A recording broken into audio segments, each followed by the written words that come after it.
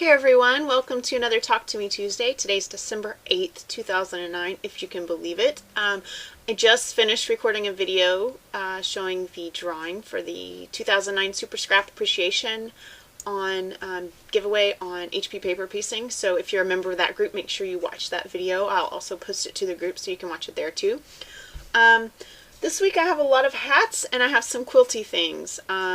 Next week I really want to do a tour of my Christmas tree. I was going to do that today and I realized there was no way I would have time with all the other things I have to show you because I have a lot. I can't even show you everything because some of it is for gifty stuff, and I know some of the gift receivers have been watching, so I can't show you their presents. This hat was made by the fabulous HP5 Freak. I think she gave it to me last year. It used to have a tail on it, but I took it off because I found it to be rather dangerous with my kitties afoot. So now it's just a lovely stripy hat, and I really like it because you can see it's got an open pattern to it, so it doesn't get too hot, and it more or less matches the shirt I'm wearing today, so that's why I have it on. I made some hats this weekend. I actually don't have them all to show because I already gave one away, and I think it went to school with my daughter today. I made this hat from my candy corn pattern, and it's just white and green, and I actually gave this one to Gareth. He's been wearing it since his birthday because I happened to make it the night before, so he saw it the next morning and decided it was one of his birthday presents, so he's been wearing it. And you will get to see this hat in my Christmas card this year because he was wearing it in our family picture. Also, I made a hat for myself to wear for the Christmas picture this year. This is also the candy corn pattern, except that I went to, let's see, 1, 2, 3, 4, starting with row 5. Instead of continuing the shell pattern, I just double crocheted around, so you can see the shell pattern on the top. And that reminds me, Gareth calls this his snowflake hat because he says that looks like a snowflake. And then on the bottom, I had a little bit of leftover chenille yarn, and I just did a single crochet into the same stitch, and it made it a little poofy because it's that chenille yarn, and it's a really soft, comfy hat. That's my Christmas hat for this year. This is another hat made exactly the same way without the chenille. It's the same pattern, the candy corn hat pattern, with double crochet starting at the 5th. I guess on the fifth row. So the only thing is it's a little bit narrow, so unless you have a small head, I'm not sure how this was going to work. This is also the same pattern, doing the same thing. This is some, oh my gosh, I think this is Lion Brand. Picked this up at Michael's on sale, and it's a purple yarn, and then I just slip stitched and then chain 3 and then slip stitched and chain 3 all the way around to give it a little ruffly edge. This one's a gift, but I'm not going to say who it's for. I don't think she watches my videos, but I'm not going to say it anyway. This is the scarf that goes with it, and it's a little matching scarf. It's just a narrow scarf, but I thought it would be really cute, and they go together. I've got another scarf. I told you I've been busy. This one is made out of a leftover of a baby yarn that I think Jules68 gave me. I believe this was the fuzzy yarn she gave me. I used the rest of it. I used a giant hook. I think I used maybe an M or an N. And this is all just double crochet. And then I crocheted into the back loop so it gives it a nice sort of ridged effect. And then for the ends, instead of doing tassels, I did chains. I just did 3 loopy chains.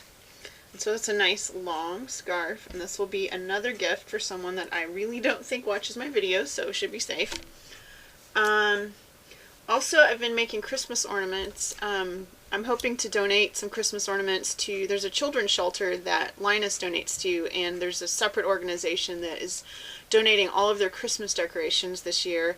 I'm working on some handmade Christmas ornaments. So this is a recycled, you know when you buy a canister of CDs, and you guys know that I have a craft to make the canisters from the CDs into a little yarn bag, a little yarn caddy.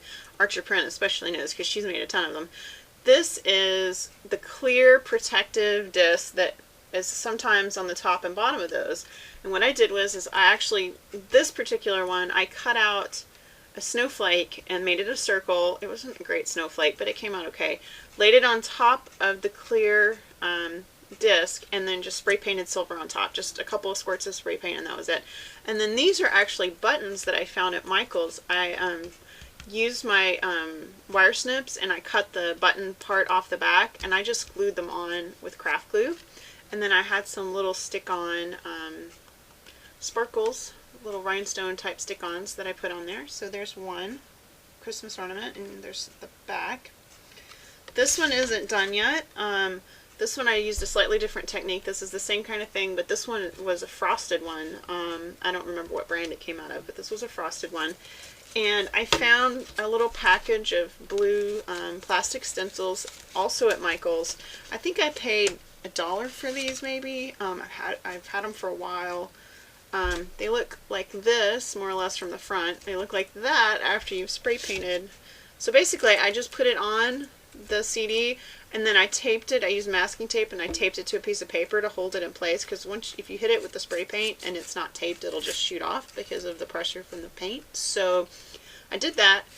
I let it dry overnight and then I took the stencil off, and that's what it looks like now. And I think I'm going to glue some stuff on top of there and maybe put some stickers on. And really fast, because I realize I'm already at 7 minutes.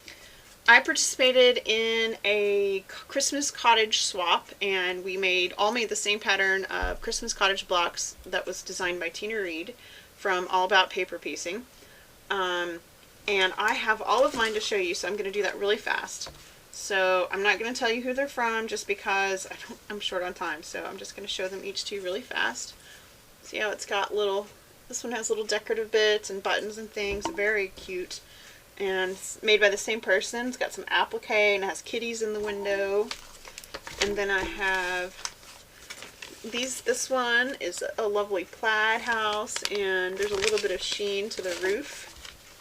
Here's another one. These also have the person's name embroidered into the fabric, which is really neat. Here are two more. These are similar, but they have different Santa Clauses on them. There's another Santa. Here are some more really cute ones. Really like these. All the fabrics are really different, and the way they've been embellished, or not embellished, is different too, which is fun, and they're all really cute. And here's another one. And the last one, which has, this one also has little buttons on it.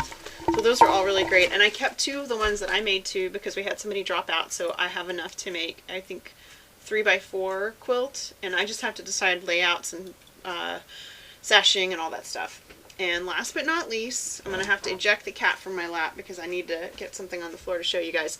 If you guys remember me talking about Operation Save Sue, she came back from my quilter last week, my own personal quilter, my friend Linda, who is a fantastic quilter, and she and I barter for quilting things, and she does a beautiful, beautiful job. I just wanted a plain meander on this. It is a huge quilt. It doesn't have binding on it yet, but I did trim it, so I'm going to hold it up. There's no way you can see it all because it's huge, but I am going to hold it up and give you an idea of what it looks like. And it's upside down, so that's not good. So this is it, all quilted. Doesn't that look great? See if I can hold it up so you can see the quilting. I don't know if this camera will focus in on it or not. You can see just a meander. She did not quilt over the sews, so the sews are they're just loose, which is actually okay with me because they are really well attached to the top fabric, and the quilting goes all the way up to the sides of the sews, so I'm okay. And it goes over the sashing as well. Now you can see it a little better in the sashing there. So it's just a meander, but it's wonderful, and the quilt is huge. And like I said, I just need to add binding. As soon as I add binding, it's going back on my living room sofa and back into rotation with the rest of my quilts and Afghan. Batiks On Black has been extended to January 12th. So if you're still working on Batiks On Black or wanted to participate, you now have extra time. You've got a whole other month to get your Batiks on Black in to me. You can check out the link in the sidebar for details, and I'll see you guys next week. Bye!